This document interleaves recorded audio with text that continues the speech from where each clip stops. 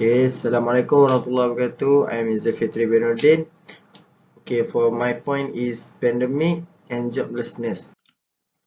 Okay, for the first point is impacted and consumer demand for items and service. Different areas on the other hand may have variable amounts of variance in this employment access criteria. Malaysia's employment rate increased in June of last year as a result of new measures imposed to combat the COVID-19 pandemic. Second point is allowing only important economic and service sector to operate. Businesses participating include food and beverage, utilities, security, health and medical service, transportation, banking, communication, and essential construction operation. Then, the small businesses such as food and beverage, both and hawker were allowed to operate during this time. The last one is impacted consumer demand for item and service. Okay, for this point is as a result of the outbreak, job losses have occurred resulting in reduction in consumer demand against global economy. Stock prices were discounted to reflect the liquidity risk which had an influence on investment activities. So that's all from me. Thank you. Hello everyone, my name is Hakim as usual. So in my part, I will talk about the facts and issues which were relevant to the case. As we can see that we're talking about the things that happened on 2020, which is the COVID-19 cases.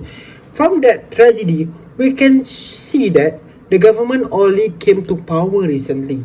The main point is we can see that in early March of 2020, and it's already drowning in debt, financial difficulties, limitation, falling oil prices, and trade, and also tourist ramification from the worldwide blackout, which we can see, which is from the COVID-19, is clearly making the worldwide of something things about money, down, fall, and everything. Otherwise, we can see that the main point we're talking is unpaid leave and layoff. From COVID-19 happened, many organizations and industry players to reduce operational costs and guarantee that the company has enough cash to weather the storm. Some of the former employees were able to preserve despite the adversity, and some of them, on the other hand, were unable to deal with the loss of their jobs and instead opt to devote themselves. There's the facts and issues which were relevant to the case that we are talking about, which is COVID-19 effects. Thank you so much. Assalamualaikum, my name is Muhammad Fazili bin Abdul Rani. So today I will present about economic impact. So the first point is Malaysia ringgit and country gross domestic product drop. The epidemic had a significant influence on a number of important businesses, including entertainment, markets, retail, hospitality, and tourism. Aside from goods and service shortage, many businesses encountered social isolation and lockdown restriction. So the second point is mental health. Since pandemic occurred in Malaysia, many people was difficult finding for a job, so that they will face the problem of unemployment. This kind of factor can lead to a mental disorder. So the next slide is tourists from China diminished. During a total lockdown in Malaysia, tourism industry was a main part of source of income. Other than that, hotel, reservation and food stalls reporting significant losses. Despite the huge losses incurred by tourism business, a number of Malaysia have voiced concern about the virus spread and need to ban Chinese tourists visiting our country. So that's all from me. Thank you. Assalamualaikum warahmatullahi wabarakatuh. My name is Muhammad Yazid bin Barizam. My matrix number B082010-2X6. My name is Nur Safwan Biazlan. My metric number is B0820102994. So we will continue with our presentation. How do they handle the conflict? Conflict can be a common part in our life. Conflict is healthy, important part of any relationship, especially those at work. Conflict management in negotiation can be approached using a variety of different styles. To successfully manage this conflict, we will need to hone each of these skills and learn the right time to exercise each one. Before use any strategy to handle and resolve the conflict, government and employers know and use the initial step before handling and resolving this COVID-19 pandemic conflict by adopting the core skill and characteristic which are active listening, emotional intelligence, patience, impartiality, positivity, and open communication to effectively manage this conflict. Okay, first point is active listening. Active listening focuses on being attentive to what the other person has to say.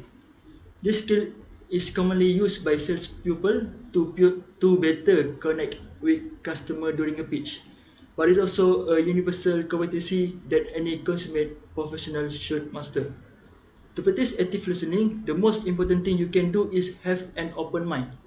This demonstrates that you were listening and helps clear up any confusion about the point being discussed. Second point is emotional intelligence. Emotional intelligence describes the ability to perceive and understand other people's emotion as well as your own. This skill is essential when managing conflict because it prevents the situation from escalating. If you can effectively interpret your opposition emotions, it will be easier to communicate with them without provoking them. So the next point is patience.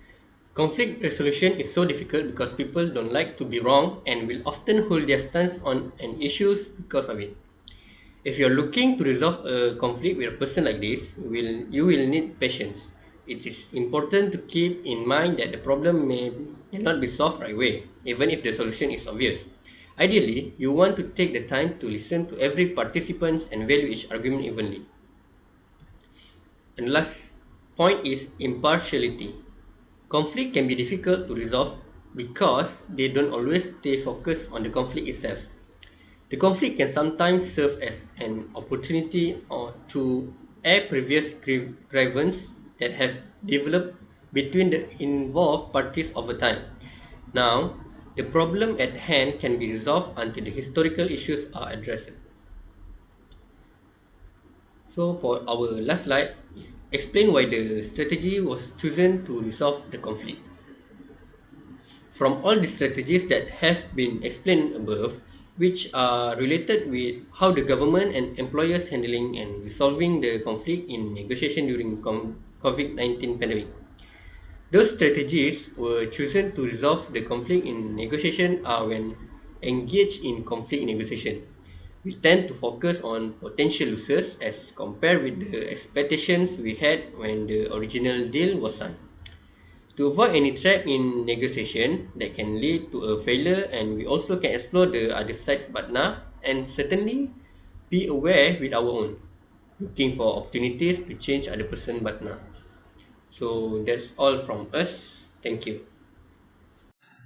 Okay, Assalamualaikum warahmatullahi wabarakatuh and hi, my name is Muhammad UIS bin Muhammad Rafi. My metric number is B0820100093. Okay, in this video I want to talk about reflection.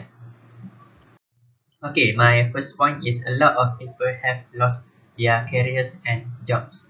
Okay, so government should set an objective and take this problem seriously because it was effect at the state economies. Of course, the goal of conflict resolution is to put a stop to the conflict so that discussion can proceed. Okay, for example, termination of service contract. Labor law provides equal rights and protection between employer and employees. Although termination of the contract of service is the prerogative of the employer, nevertheless, the employer shall have a strong reason to justify by law before acting reduce workforce. Even the law it pro prohibits employers from committing persecution, oppression, and unfair labor practice against its employees, employer or the employee may terminate the service by complying with the terms and conditions that have been agreed in the service contract. Okay, the second point is requires the use of face mask. Okay, so the government should take an action to keep all the people must wear the face mask. While other individuals can be a source of annoyance, it is critical to keep your focus on the topic at hand rather than the personality of another negotiator. Okay, to avoid responding attacks in the same way, government must make the good decision to keep all the people must wear the face mask. So we can see it when Bikesh Online write down the state. This decision was made during the special meeting of Minister on Movement Control Order.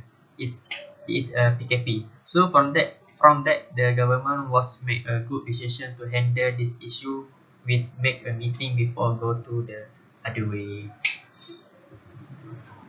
Now we move on to the economic impact of COVID-19. So what happened during the COVID-19? The government at first take a serious action by quarantine all the people in the country in their own house. So people need to stop doing their everyday routine. And this makes many countries could not manage to work on their economy. And also people need to work from home using the internet to still communicate with other people and make the job done. So this is very relatable to the negotiation skill where people have to work in a different situation rather than before. And so the negotiation skill takes a very serious role to make people comfortable or satisfy their desire in working from home. This can achieve an agreement with a good decision since it cannot be done by meeting face to face. This is also has an outcome where the internet technology makes a very good profits to a country, and lastly people manage to learn how the internet work and use it wisely, such as creating a positive return in investment. Hello everyone, my name is Dasaratan Naranasamy from BEEY section 1/2. My metric number is B0820104111. For my part, I will explain about the important knowledge learned from this case study. Based on this case study, we can conclude that COVID-19 will increase the unemployment rate in its education sector because education institutions that face financial problems may sack those part-time lecturers in order to reduce the financial pressure.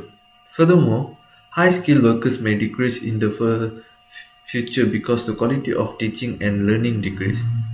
Lastly, foreign students will also decrease due to the control of foreigner inflows. In conclusion, COVID-19 does bring significant impacts to education sector in Malaysia and decrease the economic performance. Hence, government should pay attention to these issues and reduce the negative impacts in order to maintain a better economic performance in education sector. The second one is we also learned that COVID-19 will impact the SME business owners in Malaysia because they will face problems in sustaining their business in the condition of zero revenue for months. Furthermore, the failure in surviving will also cause SME business owners to have no choice but to wind down their business in order to reduce their loss to the maximum. Thus, this will indirectly raise the unemployment rate as more employees will be sacked. Furthermore, the low level of survival ability for SME business owners will result the whole supply chain to be affected and eventually causing the cost of goods to rise. In a nutshell, the significant impacts that brought by COVID-19 pandemic towards the SME business owners in Malaysia shall be given an attention by the government so that the negative impacts can be reduced in order to ensure the economic performance of Malaysia to be better and excel as usual. Last but not least, we also learned that COVID-19 pandemic truly affected Malaysia's manufacturing sector.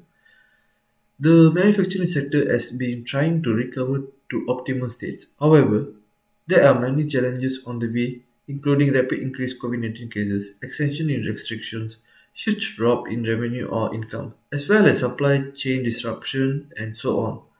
Although it is believed that manufacturing sector would not be the sector that facing highest negative growth comparing to the other sector like construction and tourism. However, COVID-19 still does a significant impacts toward manufacturing sector in Malaysia and most of its negative impact. Action has to be taken in order to improve and fasten the recovery the manufacturing sector too. That's all from my part. Thank you very much.